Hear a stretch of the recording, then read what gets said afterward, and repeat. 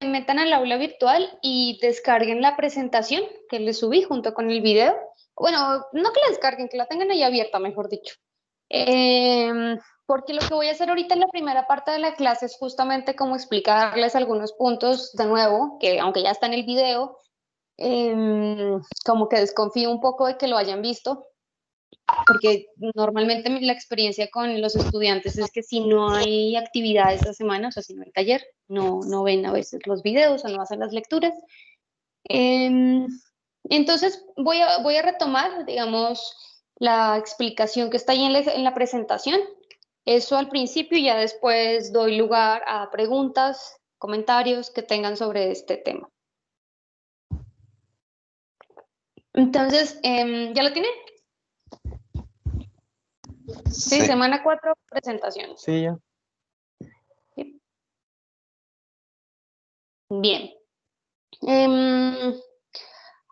Antes de comenzar, les recuerdo que la siguiente semana ya tenemos el examen, que el examen va a recoger todos estos temas. Al final de esta charla, de hecho, les voy a dar como detalles más específicos, porque además, pues el hecho de que la siguiente semana sea examen, pues va a alterar un poco la dinámica de la semana. O sea, al igual que la dinámica esta semana se vio alterada, pues por lo del feriado de mañana. La siguiente semana pues también se va a alterar un poco, pues porque obviamente no va a haber tema nuevo, no va a haber actividad porque la actividad principal es el examen. Entonces, bueno, ya al final les diré con precisión cómo vamos a manejar el tema la siguiente semana. ¿Vieron el video? ¿Leyeron? ¿Leyeron el texto? El texto estaba bastante bueno y muy importante para el tema de hoy.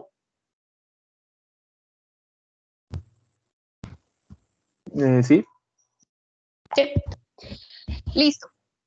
Bien, entonces comencemos ahora sí. Ay, perdón, chicos, a veces me siento tan cansada ya cuando llego a este último grupo. Perdonen, ustedes no tienen la culpa, pero después de uno como docente repetir y repetir lo mismo varias veces, como que es medio pesado. Pero ya, perdón.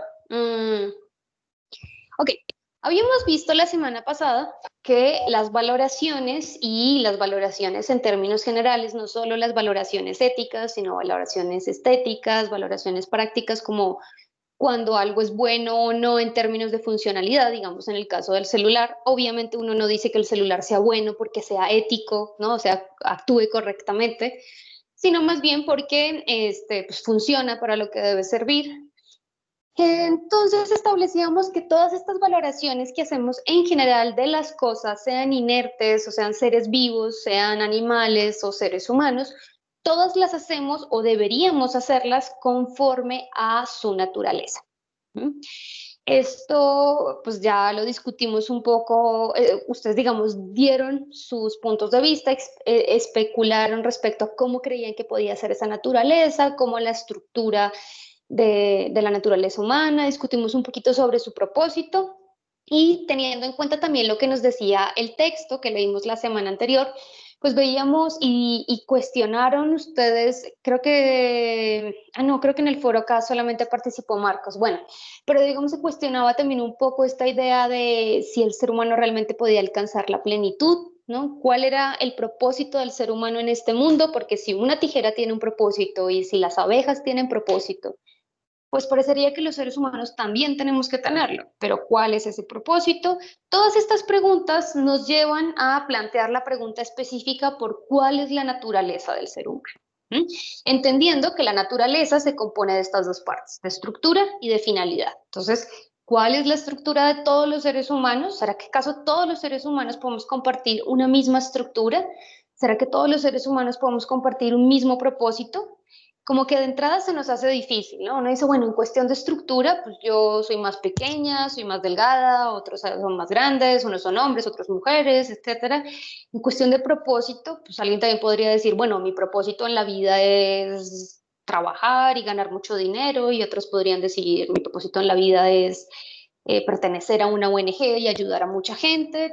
Y eso hace que en principio dudemos acerca de poder encontrar una naturaleza que sea igual para todos y para todas. Entonces esa va a ser la primera pregunta a responder el día de hoy. La segunda pregunta, que también se las mencionaba en el video, es, bueno, aceptemos, admitamos que hay una naturaleza que nos define a todos los seres humanos, que hace que todos los seres humanos, independientemente de nuestras diferencias, seamos eso, seres humanos. Pero ¿cómo es que llegamos a esa naturaleza? Porque digamos con la tijera o con el celular, bueno, digamos con el celular, ¿no? Pues este celular que es de Samsung, entonces pues hay una industria, hay una empresa donde hay diseñadores, todos los que participan en el proceso, digamos, de este celular y que por lo tanto le dan un diseño y una finalidad, un propósito. Pero con los seres humanos, ¿hay un gran diseñador o hay algún ser que nos haya pensado, que nos haya...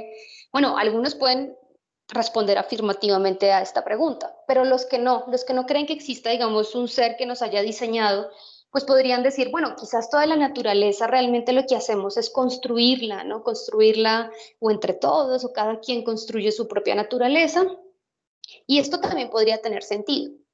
Todo el segundo bloque temático de este curso, que va a tener lugar después de la semana del examen, vamos a ver cómo distintos autores responden también a partir de sus propios contextos, en distintos momentos de la historia, responden a esta pregunta. ¿Mm?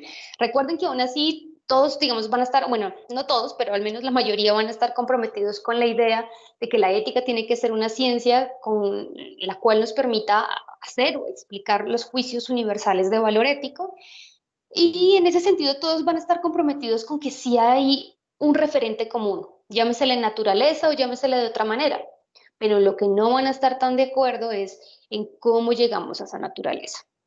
La propuesta o la vertiente que yo les quise presentar en esta primera parte del curso es de un autor que ya he mencionado en otras ocasiones, que se llama Aristóteles. En el video les conté así como muy por encimita quién era Aristóteles, seguramente ustedes lo habrán escuchado. Discípulo de Platón, Platón discípulo de Aristóteles, Aristóteles, perdón, Platón discípulo de Sócrates. Como todos estos grandes pensadores, los pioneros del pensamiento occidental. Pues además Aristóteles también fue maestro de Alejandro Magno y a los que les gusta un poquito la política, la historia, pues también, digamos, al menos ubicarán a Alejandro Magno y se podrán dar cuenta que entonces Aristóteles también es muy importante, no solamente en la historia del pensamiento, no solamente en la historia de la filosofía, sino en la historia de la sociedad en general, ¿no? ¿Por qué elegir a Aristóteles y no a alguno de los otros que vamos a ver después? Porque yo siento, y ahorita lo podemos discutir un poco, que la estructura de la naturaleza humana que nos presenta Aristóteles es bastante certera, muy completa, y además lo más importante es que es muy vigente. Vamos a ver ahorita y ustedes se van a hacer la pregunta si realmente piensan que esta naturaleza, la forma en cómo él la define, no los identifica, ¿sí? Si ustedes identifican o no con ese tipo de naturaleza, si creen que alguno de sus amigos, compañeros, familiares no clasificaría dentro de esa naturaleza, si piensan que hay algún ser humano en el mundo que en efecto no clasificaría en esa naturaleza. Lo normal es que nos demos cuenta que en efecto esta naturaleza nos identifique a todos y por eso es que es, digamos, la más completa, la más vigente.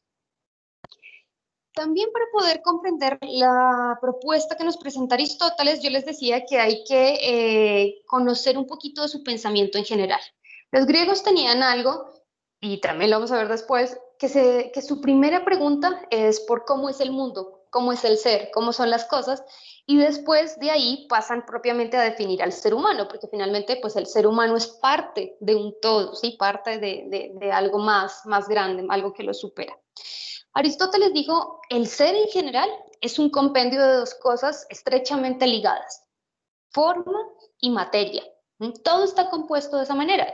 Y si nosotros somos parte de ese todo, pues los seres humanos también somos un compendio inseparable de forma y materia. La materia es nuestro cuerpo y la forma es propiamente lo que llamamos naturaleza o el alma. Claro, el alma va a tener connotaciones religiosas para nosotros muy diferentes a las que tenían los griegos. Pero aquí pensemos en alma como eso, como la esencia, como esa naturaleza, eso que le da, digamos, vida a este cuerpo. Es muy interesante y es importante entender de nuevo esta idea de que estas dos cosas son inseparables. Claro, esto tiene repercusiones y alguien puede discutirlo acá, bueno, no, pues yo creo que cuando el cuerpo se muere, el alma se va a otro lado.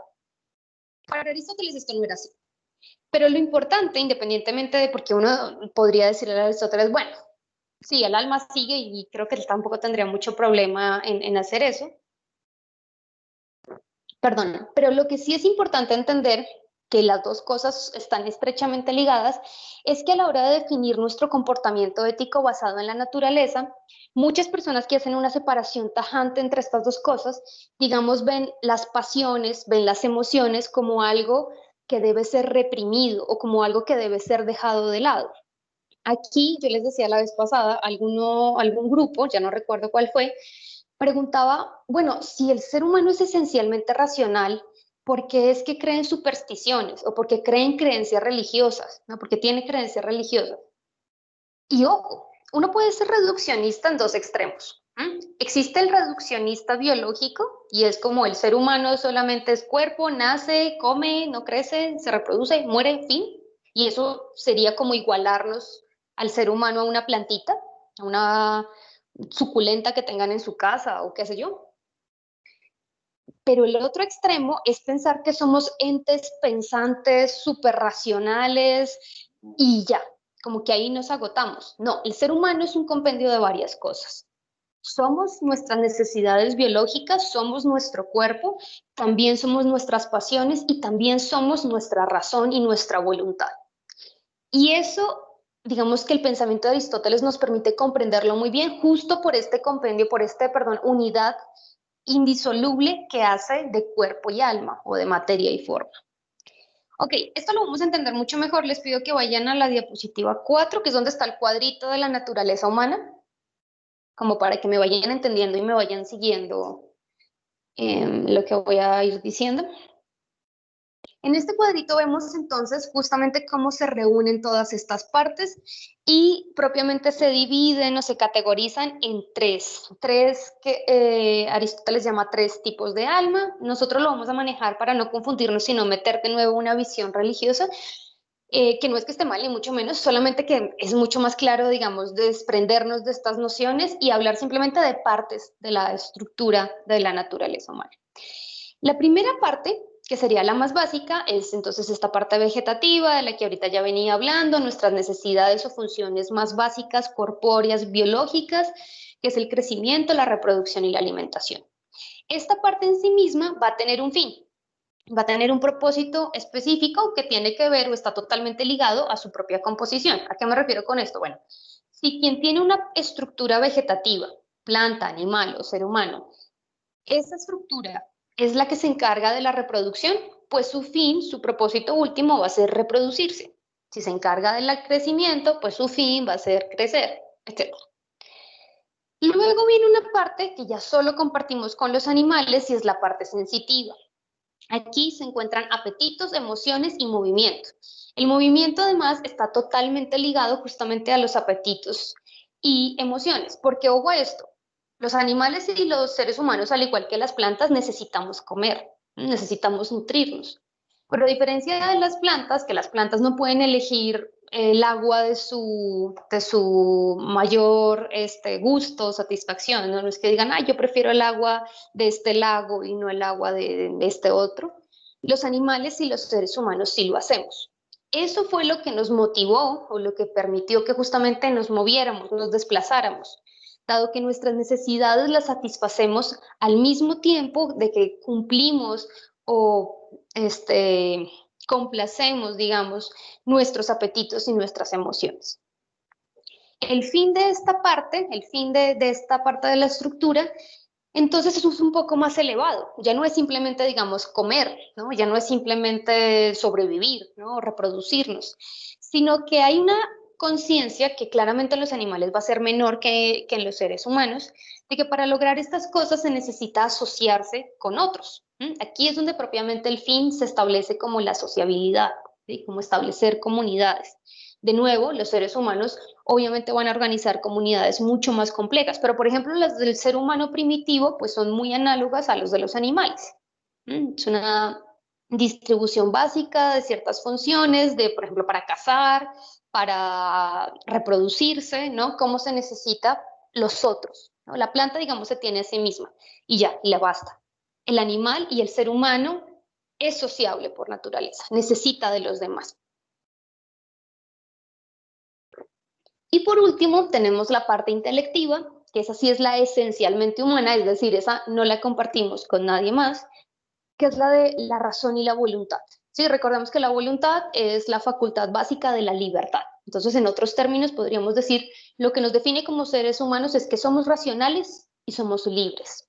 ¿Mm? Nadie más en el mundo es racional y libre. Bueno, digo, luego hay teorías sobre alienígenas y eso, pero al menos nada del mundo conocido por nosotros en este planeta eh, tiene razón y voluntad, sino solo los seres humanos. Y aquí entonces viene el fin que ya habíamos discutido. Marcos está, por cierto. ¿O no está? No, creo que. Ah, no, sí estás. Marcos, ¿me escuchas? Aquí estoy. Ok. Marcos hizo una pregunta que me gustó muchísimo en el foro. Fue el único que participó en el foro, por cierto. Ojo con eso. Pero Marcos hizo una pregunta que me gustó mucho y es que cuando la vez pasada se alcanzó a discutir cómo la finalidad o el propósito, el fin último de toda la humanidad es ser felices, él decía, bueno, pero la felicidad es algo muy egoísta, ¿no? Y eso parecería indicar que entonces decir que la felicidad es lo que define la naturaleza del ser humano, pues se estaría diciendo que por naturaleza somos egoístas. Y yo le decía, claro, es un pensamiento natural si es que uno entiende la felicidad como la satisfacción de ciertas necesidades o de placeres personales. Si yo digo, ah, bueno, es que para mí la felicidad es conseguir el trabajo de mis sueños o conseguir la persona de mis sueños o comer todo lo que se me antoje sin enfermarme o qué sé yo, entonces parecería que sí es totalmente egoísta. Pero si la felicidad está definida en términos de racionalidad y de voluntad, y además entendemos que la voluntad está totalmente ligada a la libertad, porque es la que permite la libertad. Entonces decimos que ser felices significa ser libres. Y recordemos que la libertad más perfecta, eso lo vimos en la semana número 2, cuando veíamos los tipos de libertad, es la libertad moral. ¿Y cómo es la libertad moral? Es establecer de manera consciente y voluntaria vínculos con los otros. Entonces, no sé si ven el hilo causal de esto, pero esto significa que ser feliz, si ser felices consiste en ser libres y ser libres de manera perfecta, consiste en hacer vínculos con los otros, con mi sociedad, con las instituciones, con mi familia, con mi entorno, entonces ser felices no es algo egoísta. En la felicidad y en el desarrollo hacia esta plenitud de la que hablábamos la vez pasada, están los otros. No somos individuos que nos desarrollamos o que nos perfeccionamos de manera individual y separada.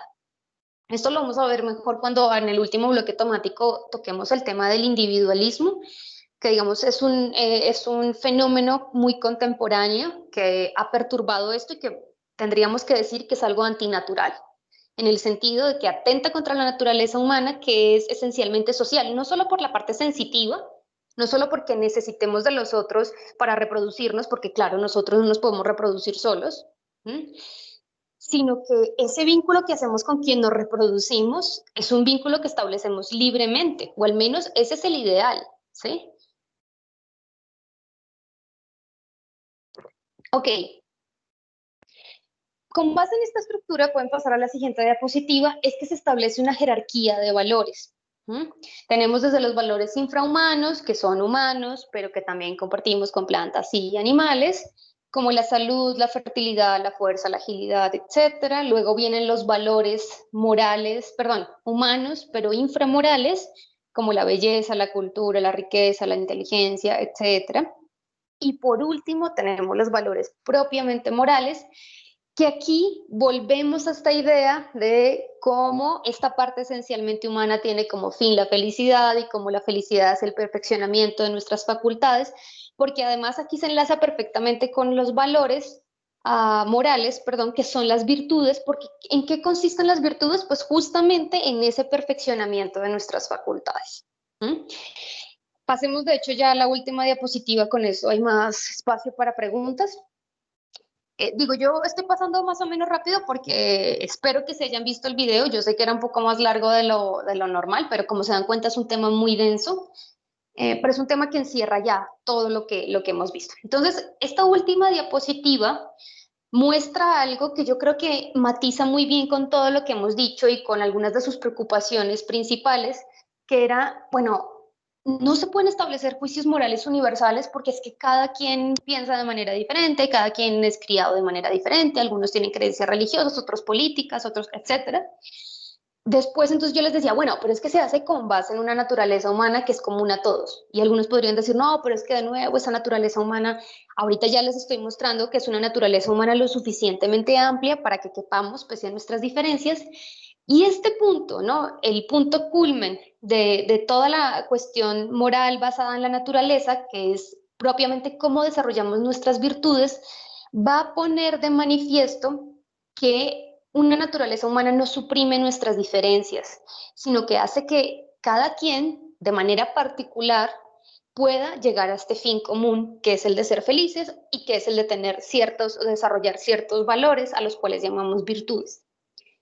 ¿Por qué es diferente en cada quien? Y esto se menciona muy bien en la lectura, porque, por ejemplo, aquí tenemos un cuadrito que primero nos explica que las virtudes consisten sí, en un perfeccionamiento que se da a través de los hábitos.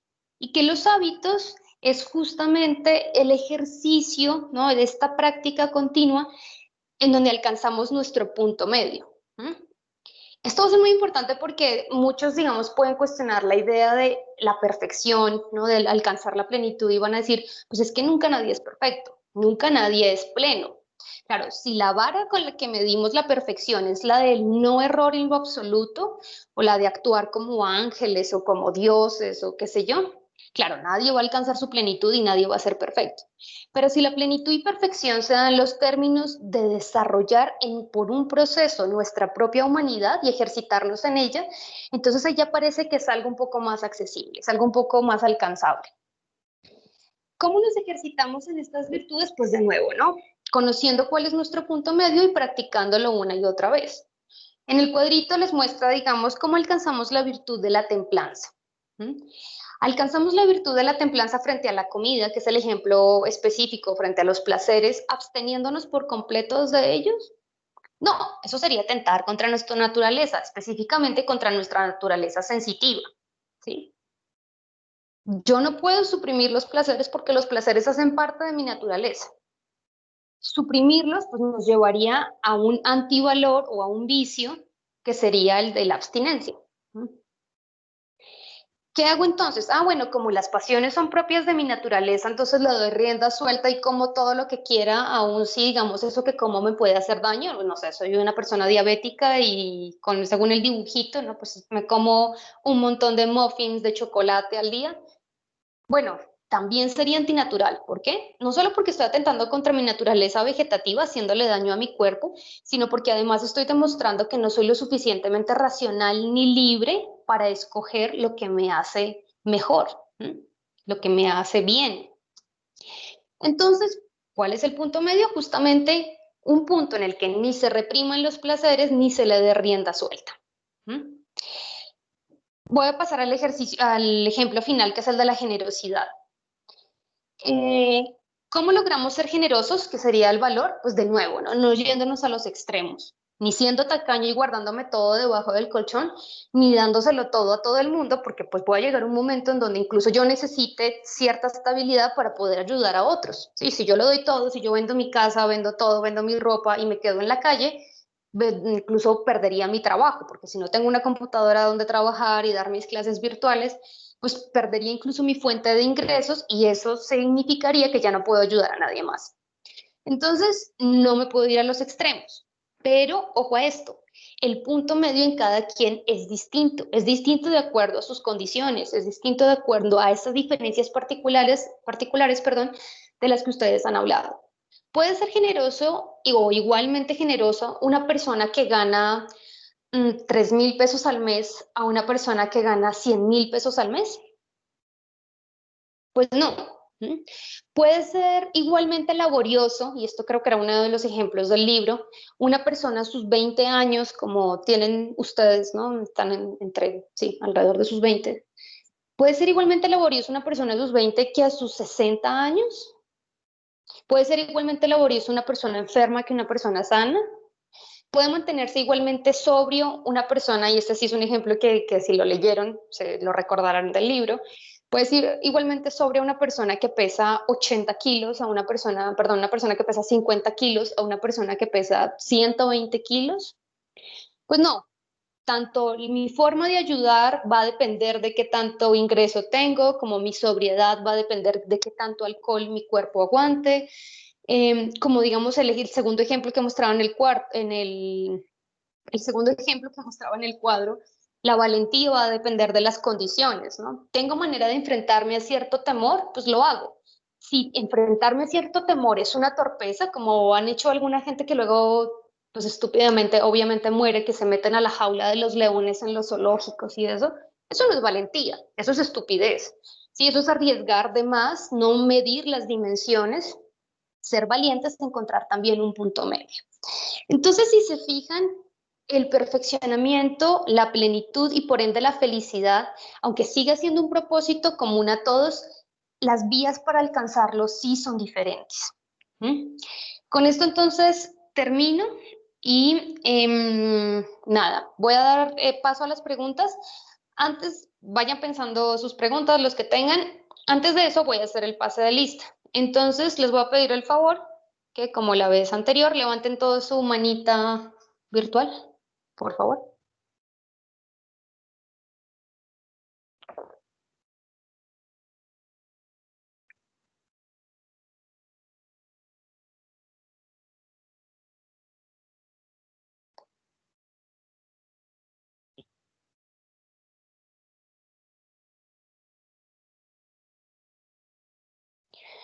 Ok, aquí hay varios que veo que no están levantando la mano.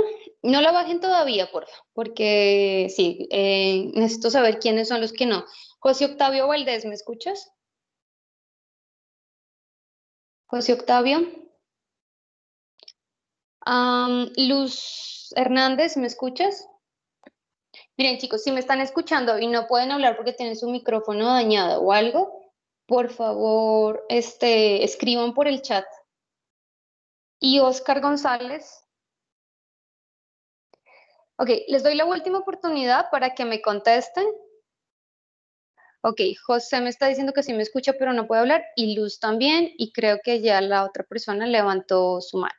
Perfecto, listo. No, entonces ya sé que están todos. Bien. Nadie se ganó la expulsión hoy. Ok, por favor, ahora sí ya pueden bajar sus manos. Bájenle todos, todos, todos, todos, por favor, para que luego podamos iniciar la ronda de preguntas o comentarios si tienen alguno. Y así no me confundo. Bien, listo. Entonces ahora sí, si alguien tiene alguna pregunta o comentario, vuelva a levantar su mano.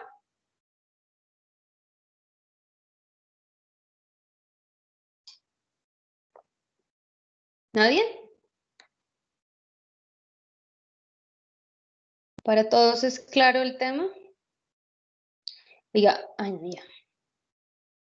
Te iba a regañar Andrés Salas pensando que habías aprovechado el pase de lista para salirte, pero ya me di cuenta que regresaste. Ok, ¿alguien? ¿Nadie tiene preguntas? ¿Todo súper claro para el examen? ¿Lo podría hacer hoy mismo y se sacarían 10? Carlos, sí. Pues yo más bien me quedé con la duda o la idea de lo mismo que había dicho de los tipos de conducta con los placeres y todo eso, los peligros, bienes y todo eso. ¿Qué es lo que delimita cuando ya lo haces por vicio o por exceso o ya cuando te sobrepasas? Ok. Bien, Carlos. Sí, yo les decía ahorita que lo que delimita es justamente las condiciones de cada quien. Em, con lo de la laboriosidad, por ejemplo, ¿no? Que yo les decía, bueno, no es la misma laboriosidad en una persona joven o en una persona grande. O sea, ser laborioso básicamente consiste en cumplir, ¿no? Con justamente la labor que se te ha destinado o que tú has asumido libremente, ¿no? Por ejemplo, ustedes, ¿no? Como estudiantes, ahorita, digamos, su función en donde tienen que ser laboriosos es presentar todas sus actividades, en rendir en sus exámenes, etcétera. ¿Qué pasa si en este intento de ser laboriosos ustedes dicen, no, como mañana tengo examen, hoy voy a pasar la noche en vela y no, pues sí, es decir, no duermo, no como ni siquiera porque tengo que estudiar para ese examen? Lo más probable, digo, eso también justamente depende de cada cuerpo, pero si, digamos, si se encuentra en un estado de salud promedio, lo más probable es que al día siguiente, cuando vas a rendir el examen, pues tienes tanto sueño, te sientes tan cansado, tu cerebro no funciona correctamente y te va mal en el examen de todas formas. Entonces ahí es donde vemos que la laboriosidad ha sufrido un vicio por exceso. Se ha intentado ser tan laborioso que realmente se ha perjudicado el fin o el propósito de esa acción, que era justamente rendir correctamente en el examen. ¿Cuál sería el exceso en este caso, el vicio por defecto? Ya no por exceso, sino por defecto. Pues decir, ay, pues no importa, ¿no? A lo mejor con que me saque 6.5, eso ya significa aprobar la materia. Ahorita le comentaba a otro grupo que yo tenía un amigo, en Colombia las calificaciones son de 0 a 5 y se aprueba con 3. Y yo tenía un amigo que decía, 3 es nota, lo demás es lujo, ¿no? Sí, como ya, si me saco 3, ya lo demás no me importa, ¿no? No sé si aquí tengan algún tipo de filosofía semejante, como ya 6.5 es nota, lo demás es lujo. Así Pero es. digamos, eso, Sí. muy bien, Marcos, y bueno, ya lo Mientras pase. confirman varios. Justo, y eso también es algo que dice el libro. Hay una línea muy delgada entre que uno puede confundir el justo medio con la mediocridad. El justo medio es intentar hacer lo que tengo que hacer de acuerdo a mis capacidades, rindiendo al máximo. ¿Sí? O sea, el justo medio aquí no es, pues ya 6.5 me permite aprobar todo, pues ni para qué me esfuerzo más, llego al 6.5. Pero digamos que yo no les podría decir, sería injusto y sí sería opresivo si yo les dijera, bueno, no, el justo medio y la perfección que se logra en la laboriosidad es si todos se sacan 10. O sea, a lo mejor algunos lo logran, porque a lo mejor, aunque todos, digamos, aquí en teoría están dentro del mismo sistema educativo, muchos de ustedes tienen que trabajar. Muchos de ustedes tienen que cuidar de pronto a hermanitos pequeños o a sus papás. Muchos de ustedes vienen pues de distintos colegios en donde no recibieron la misma preparación. Muchos de ustedes no tienen la suficiente estabilidad económica, digamos, pues no sé, ¿no? Para ciertos materiales, para sus laboratorios o sus prácticas. Entonces, no se les puede decir a todos que la perfección todos la alcanzan con el 10 cuando se viven en condiciones diferentes. Cada quien, digamos, debe conocer cuál es su punto medio, o sea, cuál es ese punto en donde rinde, en donde es laborioso, sin excederse y tampoco sin ser mediocre. Entonces, claro, esta cuestión del punto medio es compleja, no voy a decir que no. Pero es muy importante porque nos pone el estándar objetivo, que es todos debemos trabajar en perfeccionarnos. ¿Por qué? Porque esa es nuestra naturaleza, ese es el cumplimiento de nuestra naturaleza. ¿Cómo nos perfeccionamos? Pues a través de la razón y la voluntad, formando hábitos, pero no todos los hábitos son iguales en todos. Va a depender de nuestro organismo, de nuestro contexto, de muchas cosas. Entonces, sabe cómo se pueden hacer juicios universales sin que esos juicios universales signifique homogeneizar a la humanidad entera y entonces tener una máquina en donde todos son exactamente iguales y todos tienen los mismos propósitos y todos piensan igual. Pues no, la idea no es esa. La idea es que todos cumplamos con nuestra naturaleza, pero en donde nuestra naturaleza nos lleva a pensar cuál es ese punto medio en el que podemos ejercitarnos. ¿Se entiende, Carlos? Sí, sí, sí. ¿Sí? Bien. De todas formas, les recomiendo, digo, no sé, Carlos, si pudiste hacer la lectura del capítulo, pero les recomiendo que si pueden la hagan para que vean ahí como otros ejemplos y bueno, a veces uno entiende más leyendo, ¿no? Eso cada quien justo depende también del proceso de aprendizaje que cada uno de ustedes tenga, pero les recomendaría mucho la lectura. Ok, ¿alguien más que tenga alguna pregunta o algún comentario? Daniela. Bueno, yo me quedé con la duda de la perfección del ser humano, de alcanzar plenitud. O sea, cada quien se tiene que llegar a su perfección de acuerdo a su área de lo que le haga feliz, o llegar a la perfección de sus valores, o cómo. ¿Cuál Ok. es esa perfección? Sí, como ahorita le respondía a Carlos, la perfección, el perfeccionamiento del que se habla y el fin del que se habla, que es la felicidad, que son sinónimos en este caso, sí, la felicidad es igual al perfeccionamiento de las facultades, y eso es igual en todos, ¿sí? O sea, todos tenemos razón y libertad, porque todos tenemos la parte intelectiva de nuestra naturaleza. ¿Mm? ¿Cómo nos ejercitamos en esa razón y voluntad? Eso es lo que es diferente en cada quien. ¿Mm? De nuevo, dependiendo de nuestras condiciones, dependiendo de nuestras necesidades, dependiendo de muchos otros factores, digamos, externos, etc. ¿Mm? O sea, el perfeccionamiento es algo que es nuestro propósito en la Tierra, el de todos los seres humanos, ¿sí? Digamos, dada nuestro diseño, dada nuestra composición vegetativa, sensitiva e intelectiva, para eso es que apunta la humanidad, para la felicidad, ¿sí? Vivimos para ser felices, entendida esta felicidad como este proceso de alcanzar la plenitud, un proceso que cada quien vive de manera diferente. ¿Sí se entiende esa distinción, Daniela? Sí, sí se entiende. Sí, seguro. Si no le entienden, ustedes sin pena, pregunten, que yo si tengo que responder y explicar varias veces lo mismo, yo no tengo problema. Me interesa que les quede claro. Entonces, ¿alguien más tiene alguna pregunta?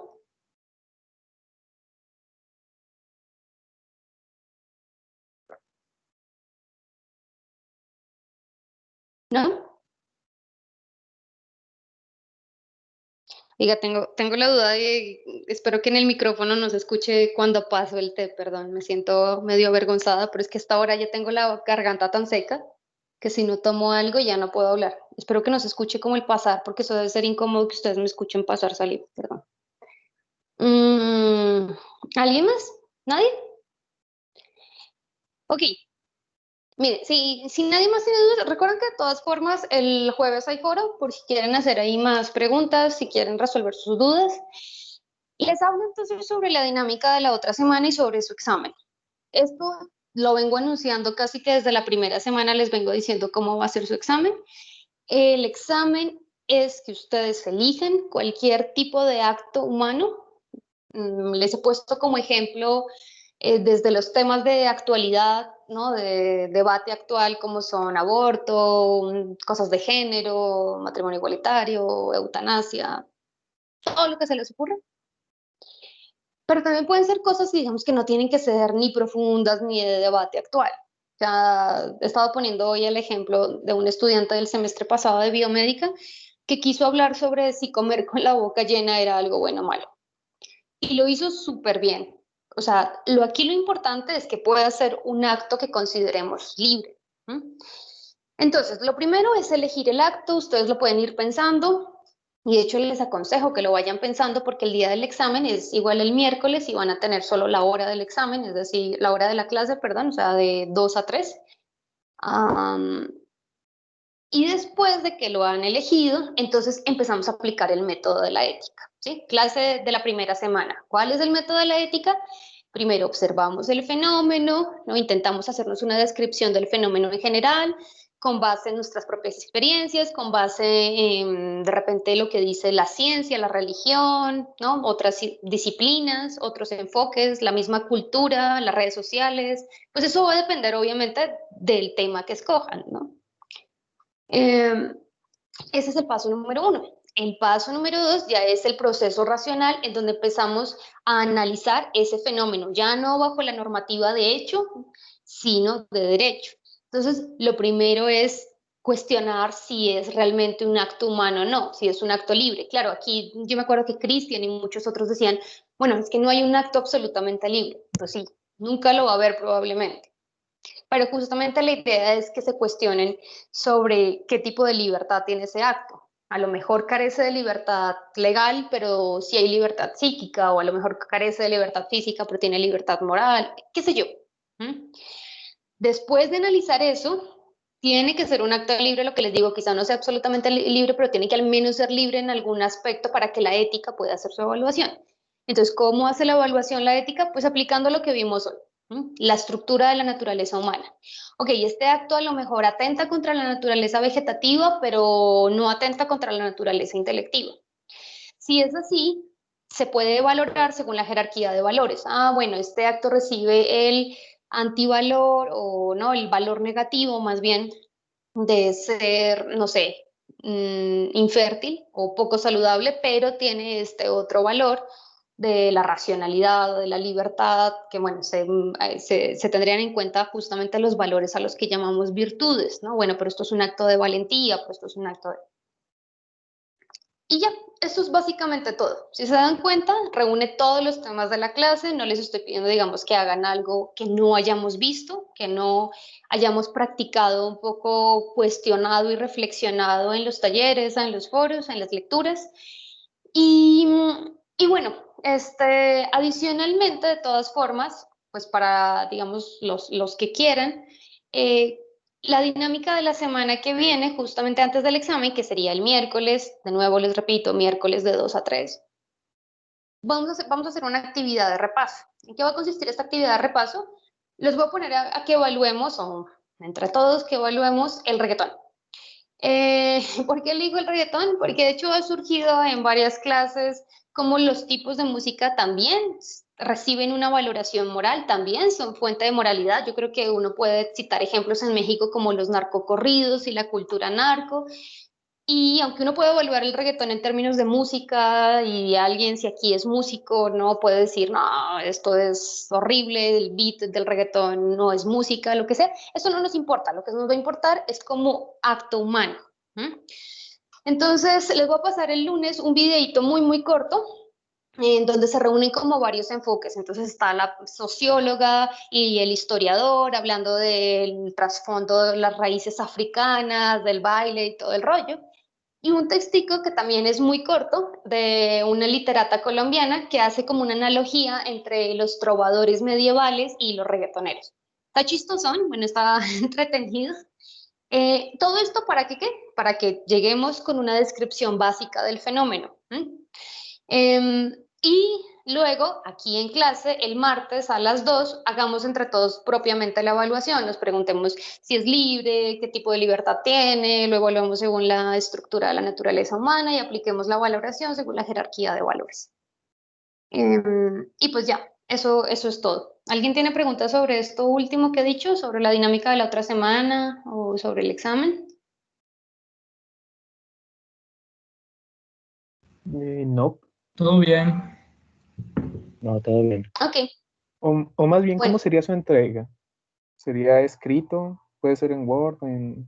¿O cómo? Sí, no, yo se los voy a poner de todas formas en el día del examen, o sea, ya digamos las cosas más específicas.